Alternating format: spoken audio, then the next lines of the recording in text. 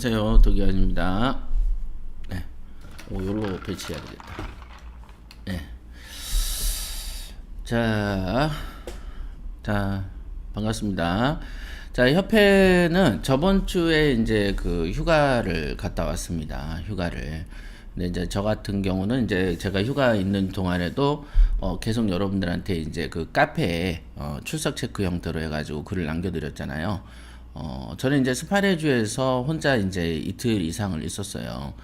그래가지고 이제 그때 그 큰 건물에 그 혼자 있을 때 기분이 어떨까 했는데 옛날에 하루 1박 2일 정도 있었을 때도 괜찮더라고요. 그래서 이번에도 괜찮겠지 하고 이제 처음에 거기에 이제 잠을 안 잘 때는 와, 저렇게 큰 건물에 혼자 있으면은 어떨까 이렇게 이제 생각을 하는데 제가 이제 정을 붙이고 가능하면 일주일에 한 번씩 왔다 갔다 하려고 애를 쓰다 보니까 이제는 이제 그 굉장히 그 포근한 기운이 이제 감도는 걸 많이 느끼거든요. 그래서 이번에 뭐 혼자서 있었어요. 근데 이제 뭐 음식이 제일 걸리더라. 역시 나이가 드니까 음식이 제일 걸립니다. 근데 이제 혼자서 여러 가지를 해 먹었고요. 자, 그러면 오늘 그 월요일이니까 경매 성공 비법을 제가 이제 선택을 했고요. 원래 이제 권리 분석 훑어주기를 한번 해볼까 하다가 그거는 이제 다음 주에 권리 분석 훑어보기인가 이제 그거를 저번에 하다가만 그 이후에부터 또 1강을 준비해서 다음 주에 강의해 드리도록 하겠습니다. 자, 오늘 이제 준비된 것은 자, 경매 성공 비법 11강이고요. 여기 보시면 네. 법정지상권의 투자 사례 이렇게 원래 이제 기본적으로 우리가 이제 저번 시간에는 이제 수의동권까지 했죠. 봉천동에 있는 약수빌라건을 통해서 선순위 임차인이 있는 그런 건에 대해서 어떻게 그 제가 접근을 했고 어떻게 조사를 했고 어떻게 수익을 남겼냐 그거에 대해서 이제 지금 제가 그 당시 강의를 해드렸고요. 자, 그러면 이제 2장에서는 법정지상권 투자 사례라는 게 있는데, 요런 그 2장에서는 법정지상권 중심으로 이제 얘기를 해보려고 그 투자했던 사례에 대해서 제가 이제 한 두어 가지인가, 서너 가지인가를 조사해, 준비해 놨거든요. 한번 읽어보도록 하겠습니다. 법정지상권과 유치권은 과연 경매 투자의 대박일까? 이게 이제 오늘의 이제 썸네일 제목이죠. 재개발을 바라보고 투자한 수의동 법정지상권 토지. 네, 요거는 지금도 보유하고 있습니다. 지금도 보유 중이고, 가격이 그 당시에 평당 800만 원 하는 게 요즘엔 한 2천만 원까지 올랐습니다. 그러니까, 최소 3배 가까이는 올랐고요. 요거는 그 참 잘 샀죠. 잘 샀습니다. 잘 샀지만, 그 어떤 요거를 지금 매매를 할까 말까 이제 고민하고 있는 단계고요. 이 지역에 이제 재개발 얘기가 이미 나왔습니다. 그래서 지금 현재 그 이런 물건이 하나 있고요. 그 다음에 이제 초등학교 학비 조달용으로 구입한 법정지상권 토지.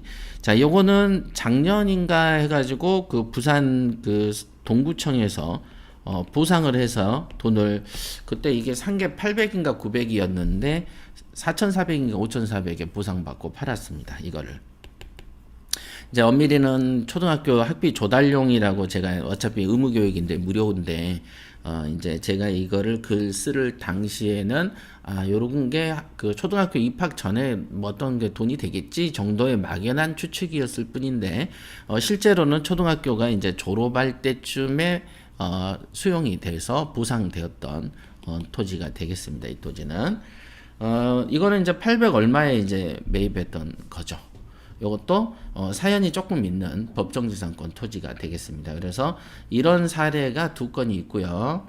그래서 이 2건에 대해서 제가 이제 준비를 했어요. 2장에서는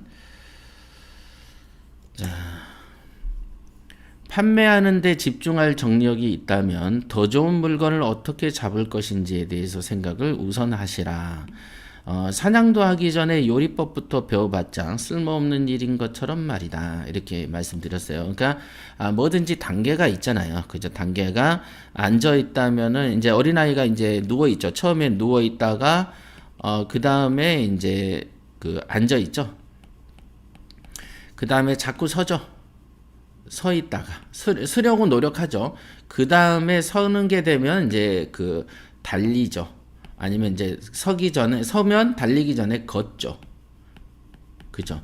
이런 단계라는 게 있거든요. 모든 거는 이제 순서가 좀 있는데 이게 보면은 그 우리가 여러분들 요즘에 이제 그 올림픽도 하지만은 올림픽 할 때 이제 그 국가대표 선수들 보면은 그냥 갑자기 그 축구 선수가 되거나 갑자기 양궁 선수가 되진 않죠.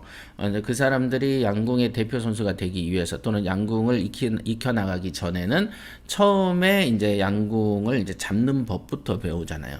그 다음에 이제 한 발씩 쏴보지. 처음에 입문 단계에서는 그거를 쏴가지고 뭐 100m, 200m 날아가지는 힘이 안 생기잖아요. 그런데 하다 보면 요령이 익혀지고 그 다음에 멀리 날아가고 그 다음에 적중하게 되는 단계까지 있듯이 이게 이제 경매라는 것도 그냥 쉽게 되는 게 아니고 물건을 잘 사는 것부터 생각을 먼저 하고 그 다음에 잘 수리하는 것부터 그러니까 잘 사고 잘 명도하고 잘 수리하고 잘 관리하다가 잘 판매하는 단계가 있는데 잘 사는 법을 모르는 사람이 잘 판매하는 것부터 배우려고 하면은 양궁을 잡아서 활실을 땡길 힘도 없는 사람이 어떻게 하면은 10점을 맞출 수 있냐를 탐문하는 거하고 마찬가지가 되는 거죠. 그래서 뭐든지 등급이라는 게 있고 순서가 있죠. 그죠? 우리가 덧셈이 있고 마이너스하고 그 다음에 이제 곱셈하고 나누기를 같이 따로 배우잖아요. 그죠? 덧셈도 1 더하기 1은 2 이런 거부터 배우지만 나중에 25 더하기 99, 25 더하기 43 이런 거 배우지 처음에는. 그죠? 그러면은 25 더하기 43이면은 68 뭐 이렇게 나오는 거죠. 그런데 그 다음부터는 25 더하기 43이 아니고 47 이래 버리면 이제 그 다음부터는 5하고 7이 합쳐지면서 1이 올라가는 이런 식의 어떤 그 산수를 배운다. 수학을. 그죠? 덧셈도 그런 단계라는 게 있고 조금 더 가면은 뭐 258 더하기 357 막 이래 버리면 2단계 되죠. 처음에는 이런 거부터 배우잖아. 1 더하기 1부터. 덧셈도 이런 등급이 있다. 그래서 이 글을 제가 이제 왜 제목에 썼냐면 사람들이 관심사가 경매라는 것을 처음 접했을 때 이런 어떤 단계를 자꾸 무시하는 어떤 성향들이 있더라고요. 그냥 어떤 모든 학문을 평형으로 보는 거야, 이게. 사는 거, 관리하는 거, 명도하는 거, 수리하는 거, 어쩐 거, 임차인 어쩌고 매매하는 거, 모든 쟁점들이 있다면, 이 쟁점들을 동일선상에서 동일한 위치로 판단하는 어리석음을 실수한다는 거죠. 어리석은 짓을 하는 거죠. 그러나 여기에는 보이지 않지만 순서가 매겨져 있는 거죠. 보이지 않지만. 요렇게. 우리가 이제 옷을 하나 입어도 옷 입는 순서가 속옷부터 입는 것처럼 순서가 있다라는 것을 누구도 설명해 주지 않으면 여러분들도 물건 사는 거 집중보다는 누가 얼마에 팔았네 그럼 파는 거 생각하고 수리를 해가지고 토지를 사도 그 옆에 있는 거를 매매해가지고 토목공사를 해서 어떻게 벌었다 그러면 토목공사 공부하고 있고 막 이런 식인 거야. 그래서 순서를 위배하는 방식으로 자꾸 그 생각을 함으로써 하수의 경지에서 머무르게 되는 것이죠. 그래서 이제 요거를 제가 써놨고요. 그래서 이거는 이제 그 제목에 이제 써놓은 거고요. 그 다음에 이제 그 법정지상권과 유치권은 과연 경매투자의 대박이냐, 요런 걸로 한 페이지, 두 페이지, 한 세 페이지, 네 페이지.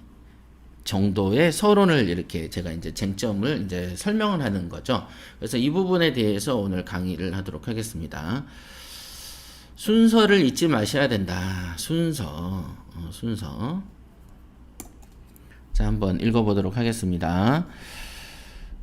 법정지상권과 유치권은 과연 경매 투자의 대박일까? 이 말을 썼을 때는 이유가 있어요. 왜냐하면 법정지상권하고 유치권이 대박이다라고 학원에서 가르치기 때문에 과연 그러겠냐라는 이제 반어법을 던진 거죠.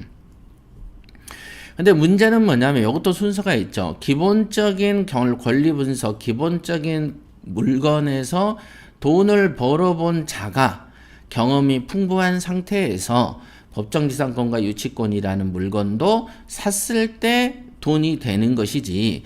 아차, 야, 이거 다 필요 없고, 요 단계 없고, 저 위에 있는 유치권하고 법정지상권을 사면 돈 번다고 하던데, 라고 느낄 정도의 교육을 한다는 거죠. 누가? 경매학원 선생들이. 경매학원 선생들이. 요즘엔 유튜버들이 그러겠죠. 유튜버들이 그러겠죠. 왜? 모든 게 덧셈 뺄셈 뺄셈 있는데 덧셈하고 마이너스 곱셈 다 치워버리고 나눗셈 먼저 하면 돈 벌어요. 요 얘기랑 마찬가지다. 그래서 우선은 이 등급과 서열이 존재한다. 물건 투자에서도 요 법정지상권하고 유치권은 다른 일반적인 권리 분석이 있는 물건에 비해서는 조금 더 난해하고 조금 더 잘못 판단하기가 좋고, 즉 리스크가 좀 더 있다는 것이죠. 그래서 경험이 좀 약한 사람이 선뜻 요거에 홀려서 갈 만한 일은 아니다는 것이죠. 옛날에 예를 들면 미국의 서부 개척 시대에 저쪽에 가면은 이제 금이 있다더라. 그러니까 이제 뭐 골드러시가 돼가지고 막 동양에서도 막 중국인 잡아다가 거기에서 노예시키고 막 그랬었잖아요, 그 당시에. 그래서 그러면 금을 쫓아서 서부 개척을 금 때문에, 골드러시 때문에 이루어졌지만, 실제로 금을 만진 사람 몇 명 없잖아요. 그거 보려고 얼마나 많은 사람들이 그 서부 개척 시대에 서쪽으로 갔냐. 그 와중에 뭐 인디언들하고 싸우면서 죽은 사람도 한둘이 아니었죠. 이런 거죠. 그래서 돈을 번다는 것은 목숨까지 내놔야 되는 것처럼 유치권하고 법정지상권에 먼저 이게 돈이 된다라고 생각을 한다면 이거는 재산을 조금 손실 보거나 날릴 생각하고 들어가야 되는 일이 되는 것이다. 근데 그런 위험성을 누구도 지적해주지 않으면 이제 경매 초짜들이 어설프게 배워가지고 어설프게 힘든 거 건드려서 이 경매라는 정말 매력적인 투자에서 어떤 장점과 성공과 이익을 누리기 전에 실패를 맛보게 됨으로써 뭔가 그 어떤 그 경매의 세계에서 멀어져 버리게 되는 인연이 된다. 그래서 항상 여러분이 여러분의 자녀들한테 운동하는 습관을 들여주려면은 처음에는 가벼운 줄넘기부터 하고 그 다음에 몸풀기부터 시키지, 처음부터 복잡한 동작 시켜서 관절 나가고 부상 있고 이런 거 안 시키죠. 그러면은 운동의 흥미를 잃어버리기 때문에 그렇죠. 그래서 경매의 흥미를 스스로, 남이 여러분들의 컨디션 신경 써줄 리는 만무하니 이런 강의를 듣고 스스로 자기의 컨디션이 이렇게 자기한테 무리가 안 되는 방식으로 투자를 끌어나가야 된다. 그죠? 무리가 되는 방식, 스피드를 요하다 보면 몸에 무리가 가죠. 우리가 이제 그 비행기 탈 때도 전투기 타면은 갑자기 급 강화가 하고 급 이렇게 상승하잖아요. 전투기가 탁 회전을 이렇게 하면 웬만한 사람들이 올라갈 때 기절해 버려요. G가 중력이죠, 그래비티. 그러니까 뭐 4G, 5G 막 그래 버리면은 순간 기절해 버리거든요. 근데 비행기 전투기 조종사들은 우리보다 훨씬 건강하거든요. 이제 이런 게 중요하다. 그래서 투자에 있어서. 자, 본장에서 좀 특이한 사례를 소개해 보기로 한다. 흔히들 시중에 돌아다니는 책을 읽는 사람들이 질문을 하기도 하는데요. 정말로 대박이 존재한다라고 얘기를 한다. 물론 대박은 존재하고 저도 한 번에 수억 이상을 번 사례도 많다. 누누이 말하지만 그 대박이라는 것은 누구에게 해당되는 것이냐? 고수한테 해당되는 것이다. 근데 고수한테 해당된다는 얘기를 단서를 달면서 이런 경우가 이렇게 좋아요 라고 말을 하면 누구에게도 오해를 사지 않는 표현이 되겠는데 그렇지 않습니다. 통상 유치권하고 지상권이 어쩌지 저쩌니 하는 사람들 치고 여러분에게는 이게 안 맞고 어떤 분에게는 맞습니다 라고 설명을 하는 것을 저는 들어보지 못했다. 단지 그것만 강조한다. 지분 경매가 어쩌고 그것만. 그래서 저는 가끔은 어떤 생각이냐면 저 사람들이 경매를 어떤 가르치는 힘, 교육하는 거에 대한 사명감하고 교육하는 기술이 떨어진 것이냐, 말재주가 없어서 저렇게 표현하겠지라고 생각도 잠깐 한 적이 있는데, 말재주보다는 어떤 무지라는 관점으로 보인다. 저 사람들도 몰라서 뻥을 튀기는구나. 이런 생각을 좀 많이 했었어요. 자, 고수도 아닌 사람은 대박은커녕 수익을 크게 보기도 어려운 자리가 이런 자리죠. 자, 우량 물건이 뭔지도 모르고 투자 과정 중에 발생하는 여러 위기들을 어떻게 이겨내야 할지도 모르는, 자, 우량 물건이 뭔지도 모르고 1번, 2번은 투자 과정 중에 발생하는 위기를 어떻게 극복할지 모른다. 최근에 우리 그 방송에서 많이 나갔습니다만은 36개 이제 정숙 씨 같은 경우 케이스죠. 잔금은 냈는데 뒤늦게 이제 토지하고 건물의 일괄 매각이 아닌 건이었었죠. 그랬을 때 이 진행할 때 이제 대화를 몇 마디 해봤는데 뭔가 정숙 씨는 정말로 정숙하던데요. 그러니까 이렇게 뭔가 이렇게 가슴에 어떤 떨림을 못 느꼈어. 막 우왕좌왕한다든가 막 어떤 그런 게 안 느껴지고 되게 차분하게 진행을 하더라고요. 그러니까 오히려 내가 걱정해 주는 거죠. 이 상황은 별거 아니니까 당신이 이 부분에 있어서는 별로 놀랄 일도 아니다. 라고 설명하기가 무색할 정도로 이미 놀라지 않는 것이죠. 그러니까 그것도 참 대단하다. 그게 바로 이런 겁니다. 투자 과정 중에 발생하는 여러 위기들을 어떻게 이겨내야 할지도 모르는, 자, 요 부분이죠. 위기는 반드시 오고 생각대로 되지 않죠. 그러면 그런 부분들을 내가 어떻게 극복해 나가겠느냐, 어떤 마음을 갖겠느냐라는 거가 필요하고, 이 마음 때문에 더 좋은 물건이 오기도 하고 거기서 경매 인연이 탁 끊겨버리기도 하고, 이 두려운 마음 때문에 높은 단계 투자를 안 하고 낮은 단계 투자만 뒤지게 많이 반복하는 것이죠. 그죠? 덧셈만 계속하는 거야. 덧셈만 한 초등학교 6학년 내내 덧셈만 하는 거야. 1학년부터. 그렇지 않죠. 덧셈은 조금 하면 마이너스도 배우고 그 다음에 곱셈도 배우고 나눗셈도 배워야 되는 건데 덧셈만 6년 내내 하는 거야. 그러면 이거가 왜 그러냐? 두렵기 때문에 다음 단계로 나가지 않는다는 거죠. 근데 학문은 우리는 계속 다음 단계로 계속 올라갔죠. 저학년에서 고학년으로. 맞죠? 그러면 경매 투자도 낮은 기술에서 높은 기술로, 낮은 상품에서 높은 상품으로 이렇게 올라가는 과정이 좀 필요한데, 올라가다 보면은 이런 게 이겨내야 될 것들이 생기게 되죠. 이거는 닥쳐보면은 자기 마음이 흔들리는 걸 자기만 알아요. 겉으론 티를 안 내지만. 나약한 영혼들이 무슨 대박은 대박입니까? 이렇게 이제 얘기를 했어요. 그러나 문제는 대박이 나는 부동산 투자가 있는데 그것은 법정지상권과 유치권이라는 말을 하고 다닌다. 초짜들이 책들에서 봤다. 그들의 논리를 간단하게 말하면 평범한 경매 물건보다 좀 더 난해하고 어려운 것이니까 다른 사람들이 투자를 하지 않을 것이고 낮은 가격에서 매입할 수 있기 때문에 대박이 아니냐라고 생각한다는 것이죠. 이런 판단은 수박 거달기라고 한다. 겉으로 보기에는 그럴싸해 보이니까 그러려니 하고 다닌다. 그런 책을 쓴 사람은 분명 경매의 하수다. 그런 책을 읽고 그대로 떠드는 사람은 더더욱 하수고, 최근에 그런 책을 썼던 사람이 사기로 구속되었다. 이때 유명한 또 사기꾼이 있었어. 경매 쪽에도 은근히 사기꾼이 있는데 그것은 대체적으로 이렇게 뻥을 치는 사람들, 요즘 표현으로 어그로를 끈다라고 표현하던데, 이렇게 남의 시선을 집중하기 위해서 좀 풍을 친다라고 해야 되나?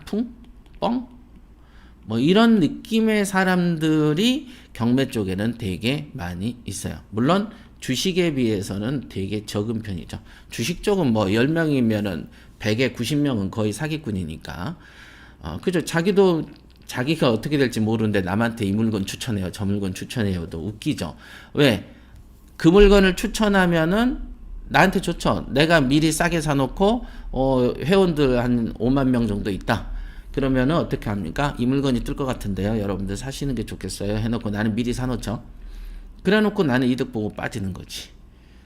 이렇게 그런 류들이 흔한 게 주식인데, 그 주식 기법이 부동산에 들어와서 생겼던 현상이 갭 투자죠. 곳곳에 끌고 다니면서 회원들한테 이 아파트 사고 우르르 하고 다른 회원들한테는 오른다라고 하고 그 회원들이 그 물건을 사게 하고 나는 작년에 사놨다가 금년에 비싸게 팔고 나오는 그 주식 수법이 부동산에 유입된 게 요즘에 그 한 몇 년 사이에 문제됐던 갭 투자 방식이 그겁니다. 그래서 인위적으로 가격을 올리는 증세. 자, 요런 사람을 잡으면 되는데 현재 이 문정권은 요런 사람을 가릴 눈이 없죠. 말만 핀셋 규제 하는데 이게 무슨 핀셋이야? 환자 다 죽여놓고서는 그죠? 요런 식이다 이게. 자, 떼인 돈이 수백억이라고 하니 경매 투자로 돈을 벌고 싶다면 우선 상식적 생각을 갖는 연습을 해라. 구속되기 전까지만 해도 유명 대학에서 초청해서 강의를 듣기도 했다더군요. 우리 사회가 원래 무식하다. 똑똑한 사람은 그다지 많지 않다. 법정지상권과 유치권에 대해서 궁금한 점이 많겠지만 간단하게만 설명드린다.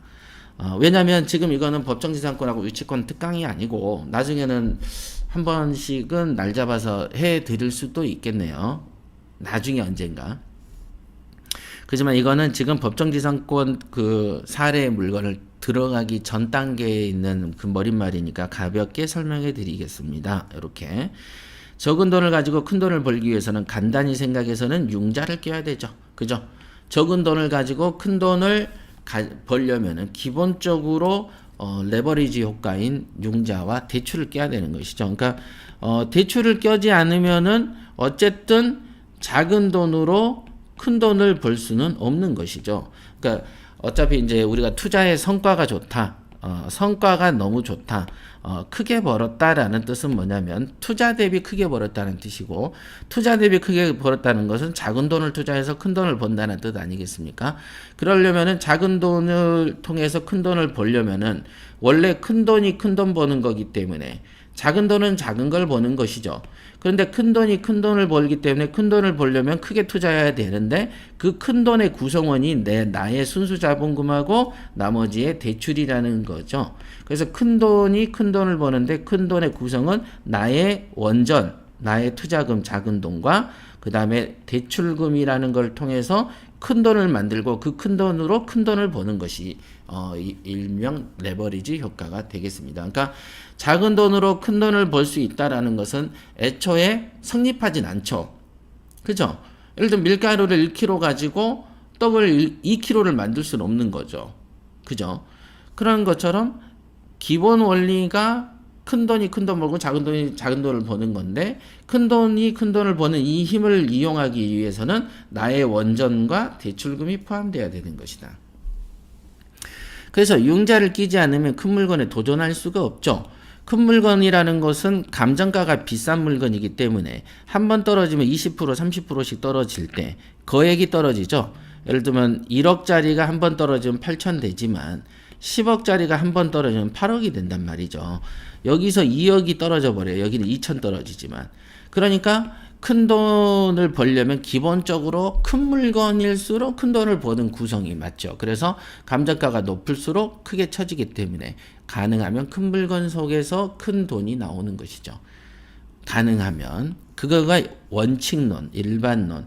물론 작은 돈에서 가성비가 더 나온 것은 한 2, 3억대 안쪽에서는 오히려 5천만 원, 6천만 원, 4천만 원대 낙찰이 오히려 1, 2억짜리 2, 3억대보다는 수익이 더 크게 나오는 증세도 있습니다. 자, 이런 융자는 은행에서 하는데 우선 법정지상권과 유치권이 있는 거면 대출을 잘 안 해주죠. 진짜 안 해줘요. 유치권이 완벽히 누가 봐도 유치권이 아닌 물건이다 하면 대출 해줍니다. 그러나 유치권이 정말 유치권 같아 보이면 대출 안 해주죠. 그러니까 어떻게 돼요? 작은 돈이 큰 돈 버는 게 아니고 큰 돈을 내가 실제로 투자를 해야 되는 상황이 되는 거죠. 자, 대출이 안 되니까 처음부터 큰 돈으로 도전해야 되고 큰 돈이 없는 사람은 법정지상권과 유치권에 도전할 수가 없습니다. 그러니까 큰 돈이 없는 사람이면 대체적으로 경매 초보들은 큰 돈이 없죠. 큰 돈이 없어요. 더구나 유치권의 경우 성립 여부가 불분명한 경우가 확연한 성립 여부가 불분명한 게 확연하다. 그건 뭔 말이에요? 애매하다. 애매한 경우가 훨씬 많다. 실제로 보면 유치권은. 그래서 성립 여부가 불분명하다 보니까 다툼이 생기고 돈을 주고 합의를 원만하게 보지 않으면 소송을 통해서 장기간 소유권 행사를 하지 못하게 된다. 그래서 제가 지금까지도 보면은 유치권 소송을 통해서 이렇게 큰 재미를 본 것보다는 유치권 소송 중에 대출이 아니고 그 내가 큰 돈만 투자해 놓고 수익은 한 푼도 못 발생한 데다가 그 집을 통해서 세도 못 내는 상황이 와버리는 경우들을 더 많이 봤죠. 왜냐하면 유치권 같은 경우면 거기에서 점유중이기 때문에 내가 자기가 낙찰받아 놓고도 자기 집에 못 들어가는 상황이 생기는 경우도 있습니다. 그리고 요즘에는 이제 웬만하면은 이상한 또라이들이 없지만 옛날에는 뭐 그냥 그 멱살 잡히고 끌려 나갔다가 경찰서 가서 조서 받고 나와서 또 점유하고 뭐 이런 진상들도 되게 많이 있었어요. 여러분들 가끔 보는 뭐 유치권 그 물건들 같은 경우에는 깔끔한 데가 많죠. 예를 들면 상가임대차 또는 이제 주택임대차에서 유치권을 행사를 한다라고 모양만 만들어 놓는 애들, 그런 경우는 뭐 유치권이라고 보기도 어렵고 그걸 유치권 투자했다라고 보기도 어려운 정말 평범한 케이스인 거죠. 지금 여기서 말하는 유치권은 진짜 유치권 비스꼬름에서 소송에 임박한 사항을 얘기하는 것입니다. 자, 유치권자에게 주는 합의금까지 생각하면 투자 총액은 더 늘게 되고 투자 대비 큰 수익을 남기기 어렵습니다. 애초에 비능률적인 투자다. 유치권이 신고된 물건들에 모이는 군상들의 수준을 살펴보면 뭐 얻어먹을 게 없나를 살피는 하이에나와 같은 사람들이 태반이다. 요거 중요해요. 마치 시행하는 업무에 종사하는 사람들이 뻥이 많고 실속이 없는 것처럼 말이다. 실제로 보면은 옛날 시행은 말로 한다 그러거든요. 막 20억이다, 30억이다, 50억이다, 100억이다. 이런 어떤 시행한다라고 하는 사람들이 보면 가진 재산이 별로 없어요. 거의 다 대출을 하고요. 그 대출을 빼내는 것을 우리가 작업이라고 하는데 이 작업을 잘하는 사람들이 주로 시행을 많이 합니다.